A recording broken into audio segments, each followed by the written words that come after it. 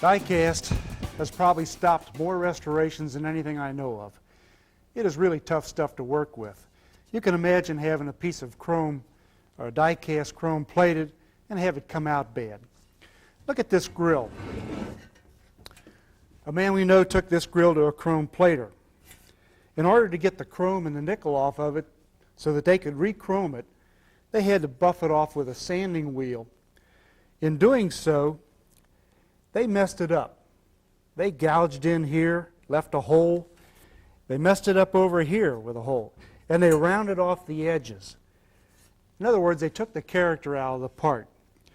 But they didn't have sense enough to stop there. They went ahead and chrome plated it for the guy, wrapped it up, and gave it to him as a finished product. When he complained about it, all they said is, well, that's the best we can do, and you have to take it as it is. So what he's doing right now, he's out looking for another grill like this so he can take it back to another chrome plater and start all over again. You can see why this will discourage a hobbyist real quick. Here's another grill bar. This is off of a 48 Chevrolet convertible a friend of ours is doing in Cincinnati. The chrome plater proceeded to buff the old nickel and chrome off of this because it has to come off before you can plate over top of anything. And in doing so, he buffed not only the character, the design out of the thing, but he buffed the words Chevrolet completely out of it. But at least this chrome plater had the sense enough to stop, call the owner, and say that he couldn't do the bar. So now the owner is faced with going out and buying another bar and finding a chrome plater who can possibly do it for him. Here's another problem with die-cast. This is a molding off of a 49 or a 50 Chrysler Fender.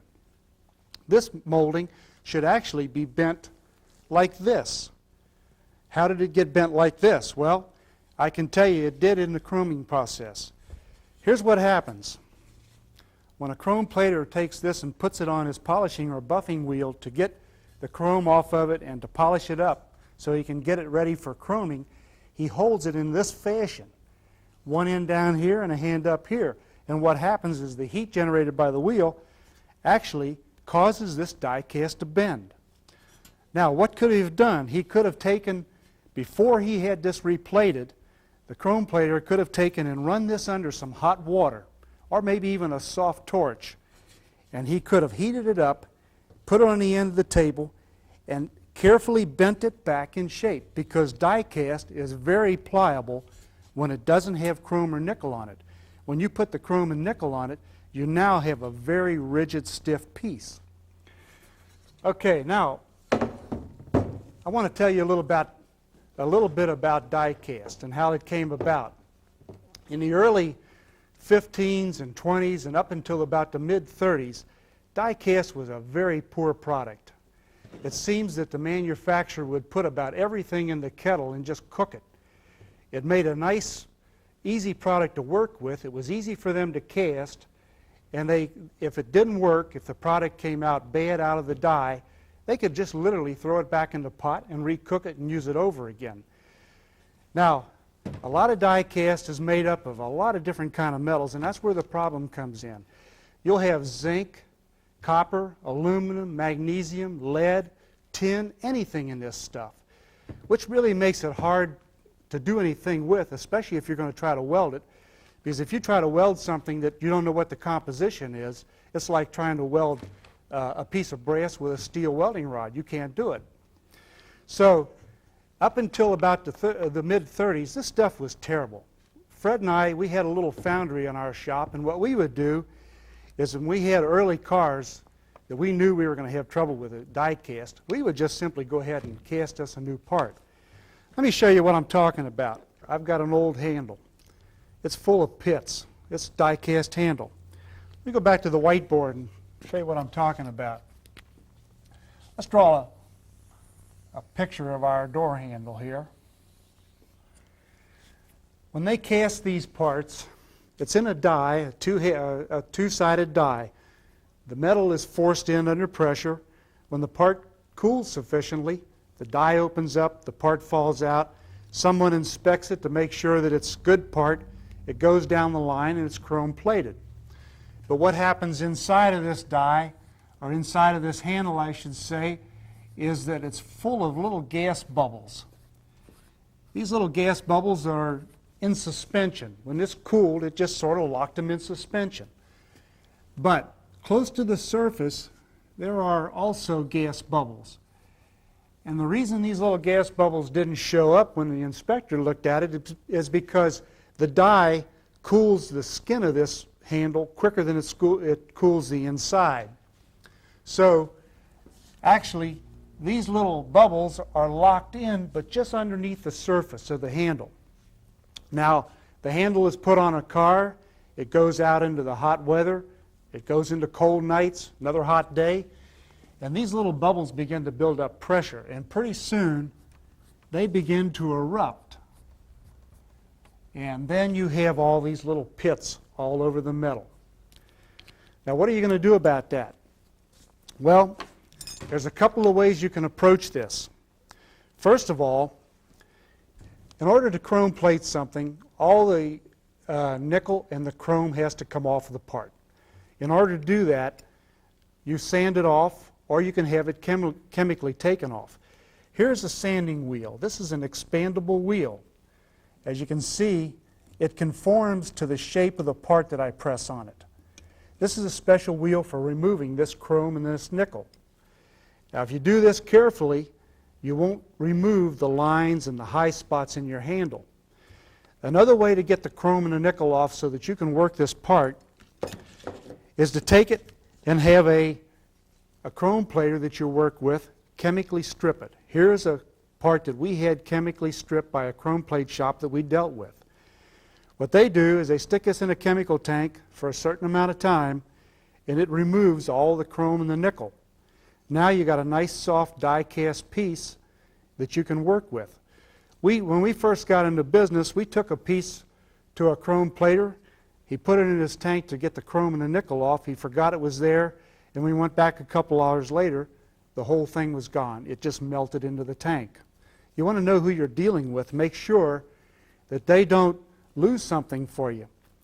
Now, after you get this stripped of the chrome and the nickel, and you got a nice soft piece of die cast here to work, you can take it and put it in a vise, and you can take a nice fine file, not a real harsh file, and you can file until you get these lines nice all around this ridge. You don't want to file the ridge off. That's what gives the handle its character. After you've filed all the pits and all the imperfections out of it as good as you can with a file, then you want to take a nice block of wood with a real sharp edge, a hardwood block. Wrap some sandpaper on it, and go ahead and proceed to sand this. And work from like a 320 grit sandpaper up to like a 400 or 500 sandpaper. Now let me tell you about chrome plating. If you take this after you sand it to a chrome plater, you're going to get back what you got, with whatever you took to him. If it looks like this has got a human hair laying on it, it's got a scratch in it that would be like a human hair laying on it, when it comes back from the chrome shop, it's going to be a chrome piece with a human hair laying on it. Chrome does not fill like primer surfacer on a paint job. Now, after you sand this with your sandpaper and you've graduated up to the high papers and you think you really got it smooth, now it's time to put it on the buffing wheel. Here are some compounds. You can get them at Sears and Roebuck's. There's different color compounds here, and on the back of this package it tells you what each one's for. This dark one is the same thing that we have here in a bigger bar. This is for heavy cutting. The brown one is for like brass or copper. This is for stainless steel, and this one may be for gold, something of that nature.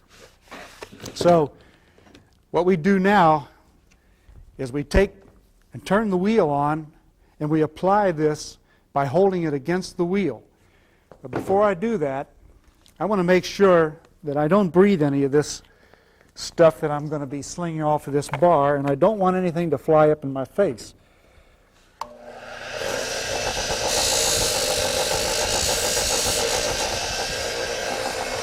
Now after you get enough of that on there,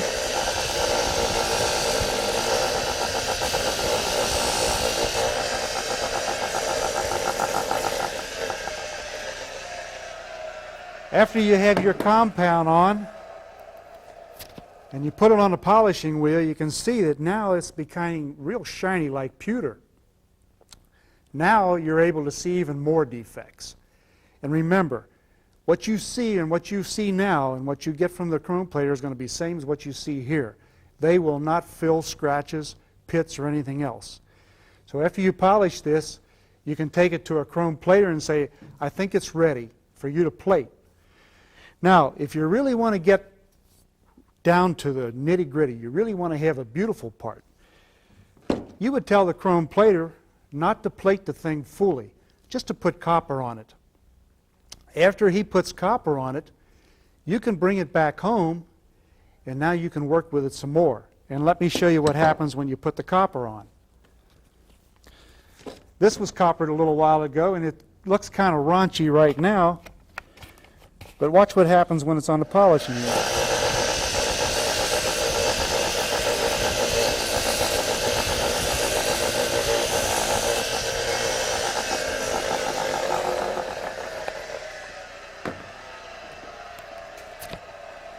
Now we got a real bright piece of copper. Now, you can go on further with this, just like I said. If you see pits after this comes back from the chrome plater and he's got copper on it, you can actually take some 400 or 500 paper and you can resand this. This copper kind of acts like a real thin coat of primer, and you can remove imperfections by letting the copper do the filling. It'll do a little bit of filling, but you would sand it lightly. If you go through some place and you're exposed to die cast, don't worry about it, because when it goes back to the chrome plater, he's going to recopper this before he does anything else. Now, there are two different kinds of copper plating that we used to use. Acid copper is a copper coating that is used in plating children's shoes. It has the ability to envelop a piece and cover real thick. 30 minutes of acid copper, if this handle was down in an acid copper tank, would put almost a 1/16 of an inch of plating on this handle, which would be great, except that it would envelop the part and it would actually cover up the detail.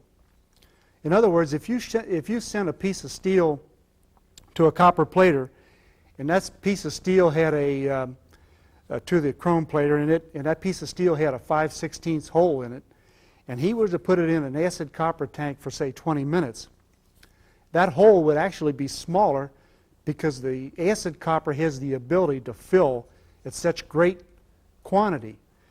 Now, the cyanide copper that most copper platers use, because the tank is easy to keep in balance, is a different kind of a plater. It doesn't plate that heavy. So most of them will have a cyanide copper tank, and when you come back with a part that has been cyanide plated with a cyanide copper, you won't have that big covering of copper to work with, but you will be able to sand a little bit and get some of your problems. Now, what we're trying to tell you here is that if you work with your die cast yourself, try to remove your own nickel and your chrome. Don't let somebody else take it who doesn't care whether he takes all the character or all the design out of the part. If you do it yourself, work with your sanding wheel to remove this nickel and this chrome.